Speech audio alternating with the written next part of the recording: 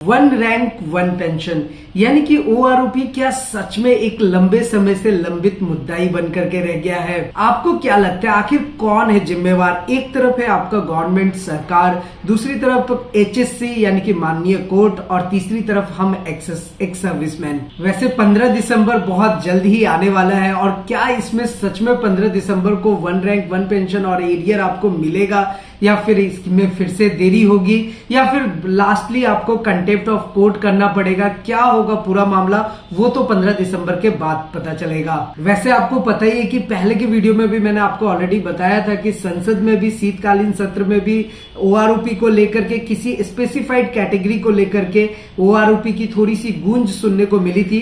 तो देखते हैं 15 दिसंबर को क्या होगा। तो फिलहाल इसे समझने की कोशिश करते हैं कि आखिरकार ओआरओपी 2 और एरियर मिलने में इतनी देरी क्यों हो रही है, जिम्मेवार कौन है, सरकार है या फिर माननीय कोर्ट है, क्यों इस तरीके से ये लेट की जा रही है। सारी चीजों को समझते हैं स्टेप बाय स्टेप। तो इसलिए अभी तक आपने ईटीएच इंडिया चैनल को सब्सक्राइब नहीं किया तो सब्सक्राइब जरूर कर लीजिए, क्योंकि हम स्पोर्ट्स पेंशन पोर्टल से रिलेटेड, लाइफ सर्टिफिकेट से रिलेटेड, बैंकिंग, फाइनेंस, सारी चीजों से रिलेटेड आपको प्रैक्टिकल इन्फॉर्मेशन देते हैं, स्टेप बाय स्टेप इन्फॉर्मेशन देते हैं। और आपसे रिक्वेस्ट है कि सब्सक्राइब करने के साथ साथ आप वीडियो को शुरू से लेकर लास्ट तक जरूर देखें। तो चलिए सबसे पहले तो शुरुआत में मैं आपको बता दूं कि आपको पता है कि पिछले 40 साल से ओआरओपी को लेकर के आंदोलन चल रहे हैं। यानी कि जो हमारे पूर्व सैनिक है वो पिछले 40 इयर्स से भी ज्यादा टाइम से ओआरओपी को लेकर के आंदोलन कर रहे हैं और अभी भी इसका एग्जैक्ट सॉल्यूशन नहीं निकल पा रहा है। अभी भी ये हमें टाइम से नहीं मिल पा रहा है। और हम सबको पता है कि जो सैनिक होता है वो हमेशा अनुशासन यानी कि डिसिप्लिन का पालन करता है, डिसिप्लिन को फॉलो करते हैं और वो कभी भी सिस्टम को खराब नहीं करते हैं, वो कभी भी सिस्टम का रिस्पेक्ट करते हैं, हमेशा सिस्टम का रिस्पेक्ट करते हैं। देखिए क्या है ना कि यहाँ पर अगर सरकार को 15 दिसंबर 2022 तक का डेट मिला था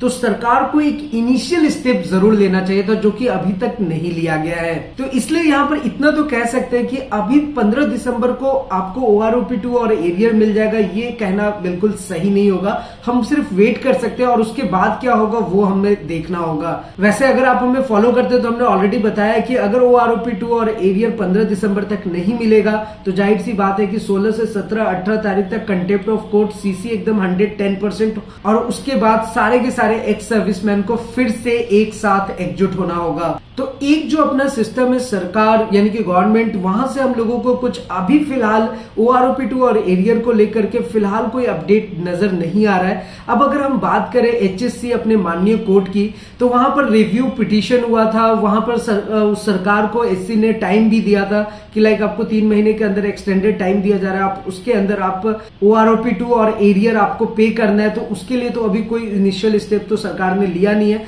तो यहां तक तो माननीय कोर्ट का काम था। तो अब जो अपने पास दूसरा सिस्टम रह गया है माननीय कोर्ट, तो अगेन फिर जब सीसी होगा यानी कि कंटेम्प्ट ऑफ कोर्ट होगा तो फिर से माननीय कोर्ट के पास ही जाएगा। अब उसके बाद क्या फैसला आता है, लेट्स सी। थर्ड बात करते हैं एक्स सर्विसमैन की, क्योंकि ओआरओपी 2 और एरियर की बात करें तो ये 3 सिस्टम है। एक तो हमारी सरकार हो गई, सेकंड नंबर पे हमारा एचसी यानी कि अपना माननीय कोर्ट हो गया और थर्ड नंबर पर एक्स सर्विसमैन जिनको ओआरओपी 2 और एरियर का बेनिफिट्स लेना है। तो अब अगर सरकार कुछ इनिशियल स्टेप्स नहीं ले रही है, कुछ इसको पॉजिटिवली करने की कोशिश नहीं कर रही है, तो यहाँ पर जो एक्स सर्विसमैन है वो फिर से माननीय कोर्ट के पास जाएंगे और सीसी करेंगे। ये यहां तक तो पूरा मामला बिल्कुल क्लियर है। तो फिलहाल यहां पर यही कह सकते हैं कि हमने 15 दिसंबर 2022 तक वेट करना पड़ेगा, क्योंकि उसके बाद ही एक्चुअल डिसीजन लिया जाएगा। वैसे आपको क्या लगता है, आप अपनी राय जरूर शेयर करें। देखिए सरकार के पास अभी 2 इलेक्शंस थे। अगर पॉलिटिकली बात करें तो ओआरओपी 2 और एरियर जो है ये एक पॉलिटिकल मुद्दा भी बना हुआ है,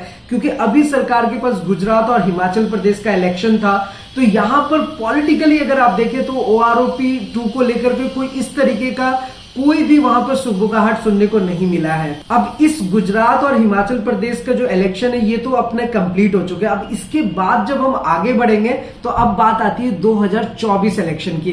तो 2024 इलेक्शन में क्या सरकार इसका बेनिफिट लेना चाह रही है, तभी जाकर के OROP2 और एरियर का बेनिफिट मिलेगा, या फिर कुछ इस तरीके का सिस्टम बनाया जाएगा सो दैट कि ये जो OROP2 और एरियर है ये इनको बेनिफिट जो है वो इंस्टॉलमेंट में दिया जाए और इस तरीके से इंस्टॉलमेंट में दे कि वो 2024 तक चला जाए। तो बेसिकली ये एक लंबित समय का लंबित मुद्दा तो है ही, साथ ही साथ ये एक पॉलिटिकल मुद्दा है। आपको क्या लगता है हमारे साथ जरूर शेयर कीजिए। तो इस वीडियो के माध्यम से मैं यही चाहता हूं कि आप अपना एडवाइस दे, आप अपना सुझाव दे, ताकि हम लोग ऐसा क्या करें, एक्स सर्विसमैन ऐसा क्या करे सो दैट कि उनको OROP2 और एरियर टाइम से मिले।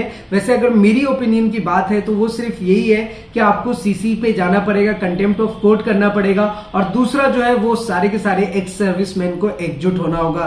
तो फिलहाल दोस्तों आज के इस वीडियो में इतना ही, फिर मिलते हैं किसी नेक्स्ट इंटरेस्टिंग वीडियो में। तब तक के लिए सलाम दुआ रकम प्रणाम सत श्री अकाल। कीप वॉचिंग, कीप स्माइलिंग, अपना और अपने साथ सबका ख्याल रखिए। जय हिंद, वंदे मातरम।